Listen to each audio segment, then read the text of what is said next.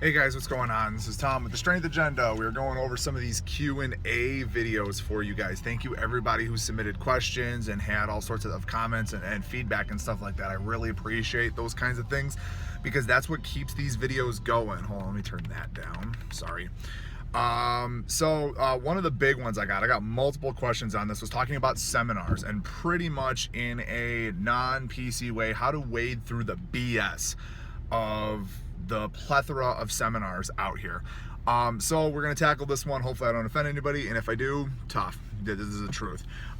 So pretty much, what is it? What are you looking for in these seminars? Essentially, it's a big class or a workshop. It's a couple hours where somebody with expertise in weightlifting or whatever you're going over, gymnastics, whatever, but for this instance, we're talking about weightlifting specific.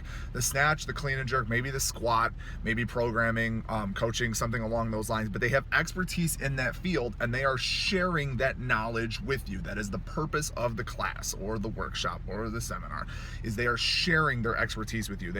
They have something that is valuable that you need to get better, and they want to share it with you, and you're willing to pay them to learn from it.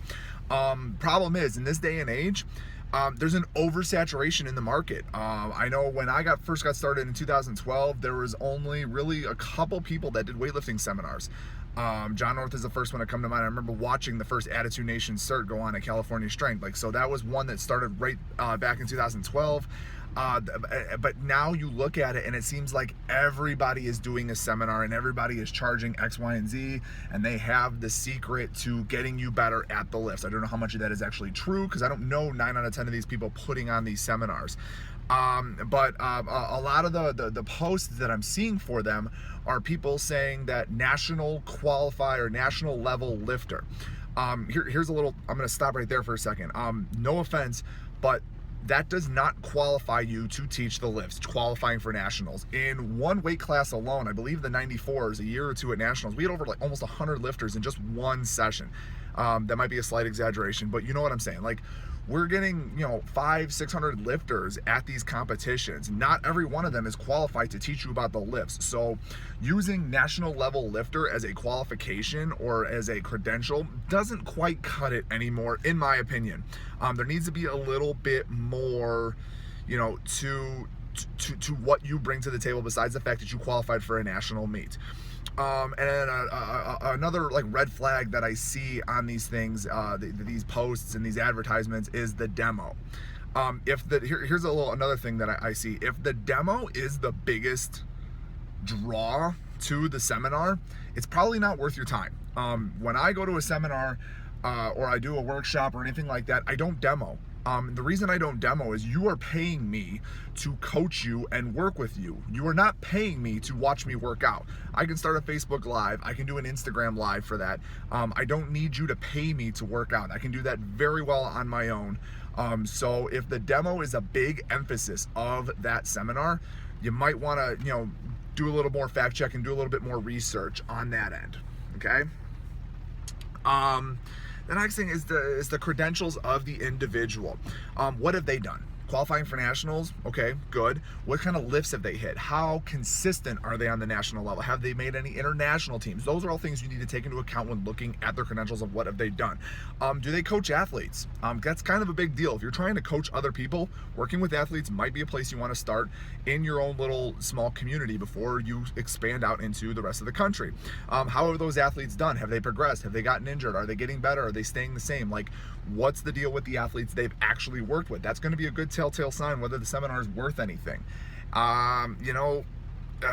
What have they given back to the community? This is one that kills me. You get these people that you've never heard of doing these seminars, and they want this and they want that. They want you to pay for this. They want you to pay for that. But what have they actually given back to the community? A lot of people ragged on Alexi Tarakti when we hosted him at Big Shoulders Barbell Club, because he charged, I think it was like $400 for a seminar.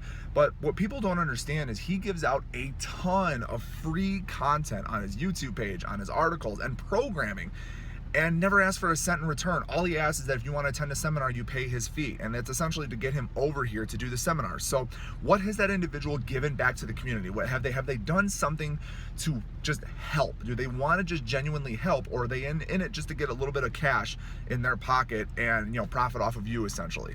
Those are things you have to take into consideration.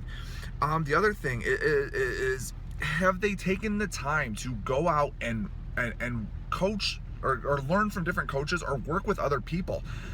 I thought I knew everything being at MDUSA. We brought the best coaches to us, but I will be completely honest with you, it actually took me a whole nother year of talking to different coaches, going to different facilities, learning from different high-end lifters themselves before I really had a good understanding of what I wanted to do with my own weightlifters and workshops and seminars and stuff that I put on. So have they taken the time to go out and learn, and not necessarily other weightlifting coaches? There is plenty of knowledge to be gained from good strength and conditioning coaches, even powerlifting coaches. Yes, I said it, even powerlifting coaches. But bottom line is, has this person taken the time to go out and learn from other people outside of their little niche, or are they just going off of what one person has said? That is a big telltale sign for me, and that is a big thing that I look for when I'm reading these posts or I'm looking at stuff like that. So how do you solve this problem? How do you personally, how do I help you wade through this nonsense, this BS of this oversaturation of workshops and seminars? First and foremost, do your research. Ask other athletes that may have attended. Ask other coaches that might have worked with them. Ask other attendees of their workshops and seminars. How did it go? Did they get anything out of it? Did they appreciate it? Did they like it? What didn't they like? Etc. Etc. Etc. Do your own research. Does the advertisement itself seem too good to be true? If somebody is promising to improve your snatch and your clean and jerk in an hour, or promise you a PR for both lifts in an hour, it's probably too good to be true. Yes, will you show some improvement? Of course. Anybody that focuses on one thing for an extended period of time is gonna see improvement, but like a dramatic increase in your total is probably a little too good to be true. So buyer beware. Price versus time. If they are charging you a huge chunk of money for a short amount of time, that is a red flag. Walk away. Walk away. Don't waste your time with that. I feel like if I'm paying a lot of money for something, I better be getting my time's worth. It better be more than 4 hours or so if I'm paying anywhere over $250 for one of these deals. So that's just my personal opinion, but you do what you want with your money, but that's just my suggestion. Who is endorsing this thing? Is it other athletes that you might not know of, or is it respected coaches? Ask respected coaches what they think of this. If they have something good to say, it's probably worth your time. If they go, who is that? You might want to reconsider attending that seminar. And bottom line, use your head. If something seems fishy, something seems off, something doesn't seem right, don't do it. So do your research. Just if it's too good to be true, don't mess with it, and ask around. Ask around to other people who have attended, ask other people who know the person, ask other coaches what they think of the things this person has said, and that'll probably give you all the information you need to know on whether or not you should attend. Okay? So that's how I feel about the seminar thing. Hopefully that answers your guys' questions. If you have any other comments, questions, concerns, go ahead and comment below. Please keep messaging me through Instagram, either at I am Tom Sroka or at The Strength Agenda. I want to be able to answer as many of these as possible for you guys, all right? In the meantime, keep training, have fun, take care.